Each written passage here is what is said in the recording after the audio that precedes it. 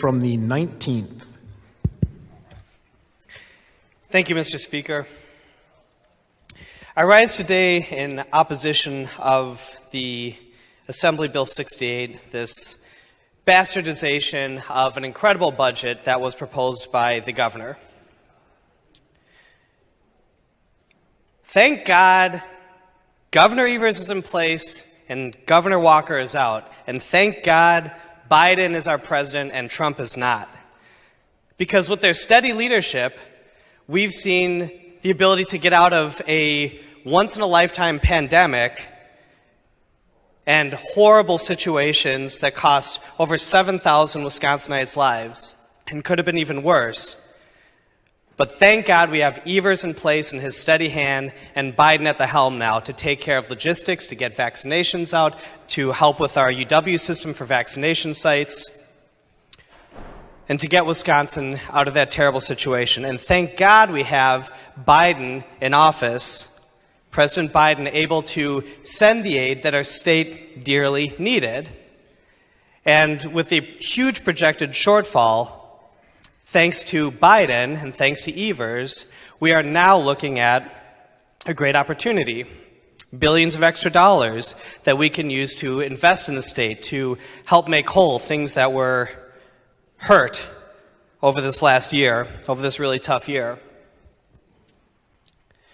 But no thanks to the saboteurs, Mr. Speaker, in the Republican Party, who would cut off the nose of our state in order to spite Governor Evers, who, despite all the amazing things and the steady hand of leadership that Governor Evers had during this tough time and President Biden showed and the love he showed to Wisconsin, they would throw that away. I'll give some examples. As my friend from Sheboygan is well aware, we had the opportunity to expand a significant amount of health care, 90,000 additional Wisconsinites who are in need, who are suffering, who don't have access to health care right now. And Biden, the nice president he is, said, I know the Republicans in Wisconsin don't want to expand health care, so I'll sweeten the pot and throw in a couple extra dollars, an extra $1.6 billion, aside from the additional $300 million or so every single year that would be flooding into your state. That's your dollars, federal dollars, that you, by not taking the Badger Care expansion because of Republican action, are turning down previously. So we'll sweeten the pot. We'll give you guys extra $1.6 billion. How does that sound? Not only that, we'll throw in an additional huge pot of money as long as you're willing to fund minimum levels of education. Now, earlier, we heard all sorts of comments about, you have to, you can't always get what you want from the representative from the 53rd, something of that fashion. Well, that's not exactly the case, because Wisconsinites want health care. Wisconsinites want education investments. That's something Wisconsin used to be really proud of. Badger Care, when it started, was an amazing program and was well ahead of its time and very bipartisan in its support, actually with a lot of Republican support when it was born. Public education is something Wisconsin was a national leader on, was very proud of. This is what Wisconsinites want, and we can get what we want.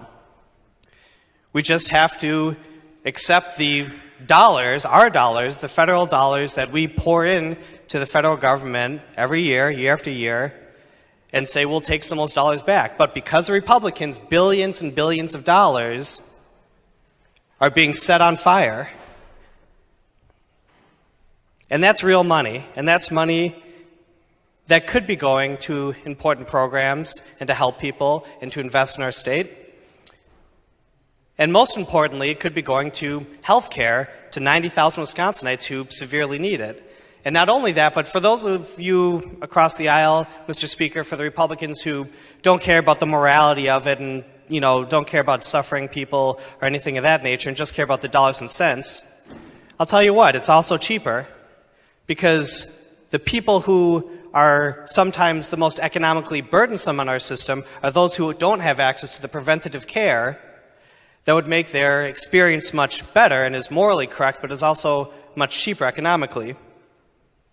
So this has nothing to do with economics, it has nothing to do with budget, it has nothing to do with policy. It's only about one thing, Mr. Speaker, which is hurting Governor Evers, the same nice guy who helped us navigate this incredible pandemic. You should be thanking him, Mr. Speaker. The Republican Party should be kissing his cheek, metaphorically. Because what a horrible situation to go through, and what an amazing outcome we got compared to how bad it could have been. How many vaccines he was able to help get out, how much medicine he was able to get into the arms of people who needed it, and how many lives were saved.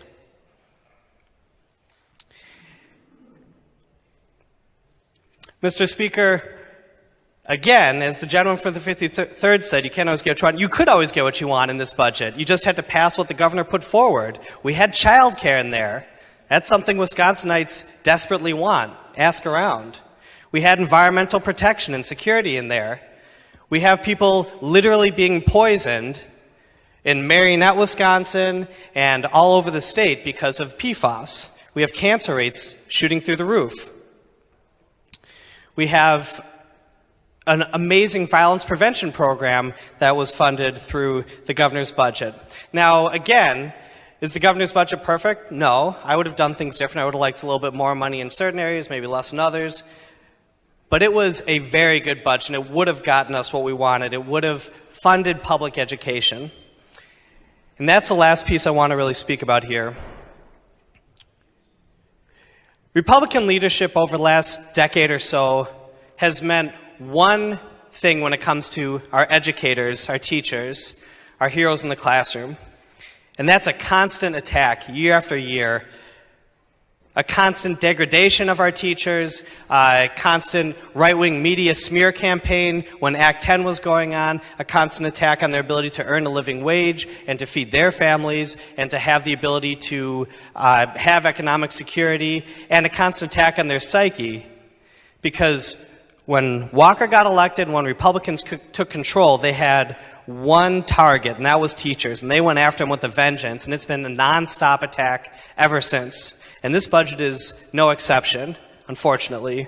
They, instead of taking the governor's cue and funding education to levels that are appropriate, they said, we're going to fungulate and use some of the money that's supposed to be used to recover from this horrible situation that teachers prevailed from under really tough times, the pandemic.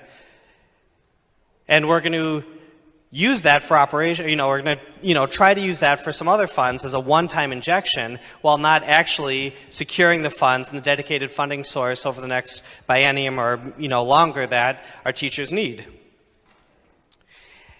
And look around, go all over the state, talk to administrators, talk to principals, talk to teachers, talk to parents.